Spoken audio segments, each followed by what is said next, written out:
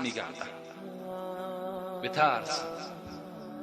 بترس ای بنده از روز قیامت، به هر بنده است صد گونه علامت. قدی نیزه فرآید قرص خورشید، بلرزد انس و جین از وهم چون بید. به نفسی خود شود هر کس گرفتار، غمی جان میخورد فارغ ز اغیار. برادرها گریزند از برادر، پسرها در فرار آیند ز مادر. گریزد از پدر فرزند شیرین، عمارت کن به زودی خانه دین.